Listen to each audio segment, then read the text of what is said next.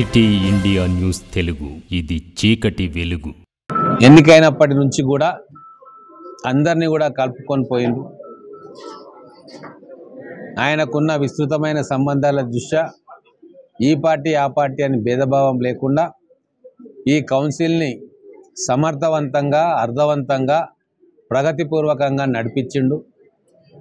గతంలో మన చైర్మన్లు ఎటువంటి దార్శనికతను, దూరదృష్టిని ప్రదర్శించిండ్రో వారి అడుగుజాడల్లో ఈ ఒక్క సంవత్సరం చైర్మన్గా చేసిన మిత్రులు ఆనంద్ కుమార్ గౌడ్ గారు కూడా అంతే ఎఫిషియెంట్గా మహబూబ్ నగర్ పట్టణానికి సేవలు అందించిండ్రు. కౌన్సిలర్స్ అందరూ కూడా మా చైర్మన్ గారికి, వైస్ చైర్మన్ గారికి పూర్తి సహాయ సహకారాలు అందించిండ్రు.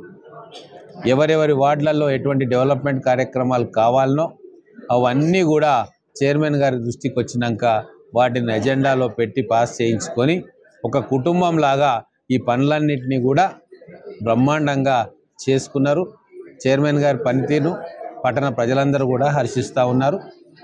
భవిష్యత్తులో ఇటువంటి సేవనే మహబూబ్ నగర్ పట్టణానికి అందించాలని చెప్పి మా వంతుగా మేము వారిని కోరుతూ ఉన్నాము. ప్రతిపక్షంలో ఉన్న కౌన్సిలర్స్ కూడా మంచి సహాయ సహకారాలు అందించింది. సంవత్సరం క్రితం ఉన్న పరిస్థితి వేరుండే. నేను ఎమ్మెల్యేగా అయిపోయి చైర్మన్గా ఆనంద్ కుమార్ గౌడ్ గారు వచ్చి రాష్ట్రంలో కాంగ్రెస్ ప్రభుత్వం వచ్చిన తర్వాత ఒక లిబరల్ యాటిట్యూడ్ తోటి అందరినీ కూడా చేరదీసి వాళ్ళ అవసరాలను చూసి ఆ వార్డులకు నిధులు కేటాయించడం జరిగింది.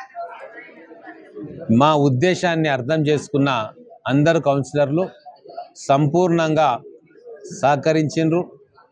మా చైర్మన్ గారికి సహకరించిండ్రు, మాకు సహకరించిండ్రు. ఉన్న బడ్జెట్ను అన్ని రకాలుగా అన్ని వార్డులలో ఉపయోగించుకున్నారు.